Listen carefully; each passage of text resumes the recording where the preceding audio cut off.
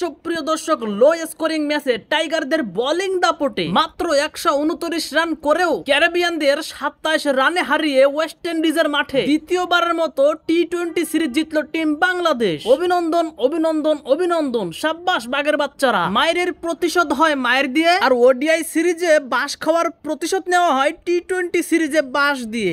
কথা কি ক্লিয়ার না ভেজাল আছে?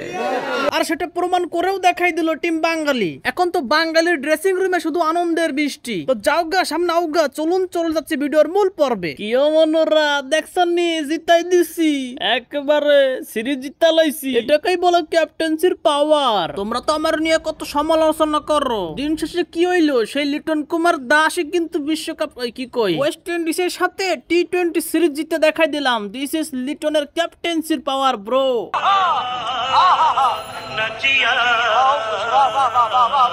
আরে ভাতিজা আমার দলে পারফরমেন্স তার জিরো, অথচ সিরিজ জেতার ক্রেডিটে সে এখন হিরো। এ বেটা, তুই যে সিরিজ জিতাইছো, নিজের বুকে হাত রেখে কত তোর অবদান কতটুকু? প্রথম ম্যাচে মারলি গোল্ডেন ডা, আর দ্বিতীয় ম্যাচে 10 বল খেলে করলি 3 রান। এইটাই কি তোর অবদান? এ বেটা হাত তোরই, তোর মাথায় দেবো বাড়ি, শালা খেলাধুলা কিছু বুঝো? এই সিরিজে তো অনেক বড় বড় তারকাও রান করতে পারেনি। ওয়েস্ট ইন্ডিজের বাঘা বাঘা ব্যাটসম্যান গুলাও ঠিক মতন ব্যাটিং ধরতে পারেনি, আর সেখানে আমি লিটন দাস তো সুনো ফুটি। So don't matter run, matter is captaincy. আর সেই ক্যাপ্টেন্সির পাওয়ারে আমি ম্যাচ জিতাইছি।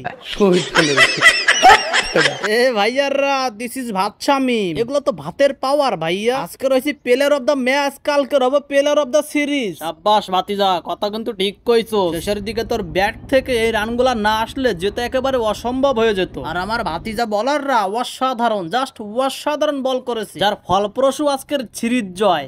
কথা সত্য বলছে। এ শালার পাঠারা, এ বেটা তোকে সমস্যাটা কি? 130টা রান করতে পারোস না, অল আউট হস আবার 102 রানে। আরে বেটা, তোকে যে শরীর, এই শরীর নিয়ে রান করার জন্য তো ব্যাট লাগে না। তোরা তো বেটা হাত পা মাথা দিয়ে মারলেও বেটা ইজিলি 150 রান হওয়ার কথা। এরপরও বেটা তোরা ম্যাচ হারছোস, তোরা আমার মান সম্মানটা একবারে খায়া দিলি।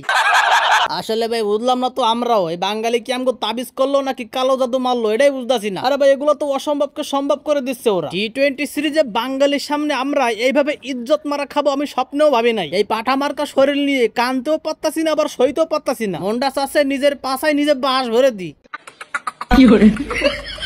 কিরে বাতিজাররা, আমার বোলিং এর কথা ভুলে গেলি নাকি? পিছনে বাঁশ ভরার কথা চিন্তা করতেছিস কেন? চিন্তা কর যে টাচ স্ক্রিনের বল কেন পিছন দিয়ে ঢুকে গেল না। একবার ওয়েস্ট ইন্ডিজের বাচ্চাগুলার আজকাল খায়া দিছি রে। সাব্বাস বেটা। কিরে আমার শিষ্যরা, তোকে কিন্তু আমি আগেই কয়েছিলাম যে বাঙালির দ্বারা কোনো ভাষাই নেই, কারণ এরা কোনো সিস্টেম মানে না, একে কোনো রুলস নেই। এরা জিতা ম্যাচ হারে, আবার হারা ম্যাচ জেতে। এত সাবধান করে দেওয়ার পরেও বেটা তোরা বাঙালির কাছে আসলা বাস খেয়ে গেলি। তো আমার পিল সিমন্স কাকা, তুমি যে লান্টু মার্কা টিম পারফরমেন্স নিয়ে টি-20 তে বাংলাদেশের সাপোর্ট নিয়ে নিজের দেশকে এইভাবে পিছন মারলা, এটা কি ঠিক হইলো? আরে বেটা, আমি তো দেই শখের করাত মাইনকার সিপাই আছি। এদিকে গিলেও কাটে, ওইদিকে গিলেও কাটে। বাংলাদেশ জিতলে ওয়েস্ট ইন্ডিজ গালি দেয়, আর ওয়েস্ট ইন্ডিজ জিতলে বাংলাদেশ গালি দেয়। এ কাকুরা, এখনো কান্দাকাটির দেখেছো কি? সামনে এনো বাংলা ওয়াশ খাওয়ার পালা। ওডিআইতে তোমরা আমাদের বাংলা ওয়াশ করে দিয়েছিলা না, আমরাও এর প্রতিশোধ হিসেবে টি-20 তে তোমাদেরকে বাংলা ওয়াশ করে দেব। একবারে হিসাব বরাবর, খেল খতম পয়সা হজম। খেলা হবে সমানে সমানে। এই যে শালার পাঠারা, তোকে 3টা পা ধরি, তোরা যে করেই হোক শেষের ম্যাচটা জিত। অন্তত বাংলাদেশের কাছ থেকে টি-20 সিরিজে হোয়াইট হাউস খাওয়ার লজ্জার রেকর্ড গড়িস না।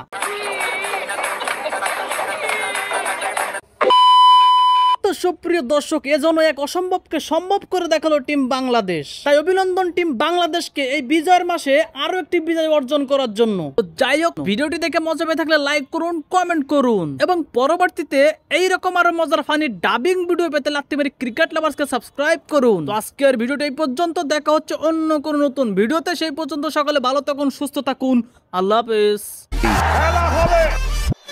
সুটিয়ে লাল করে দেবো, নোংরামি বার করে দেবো।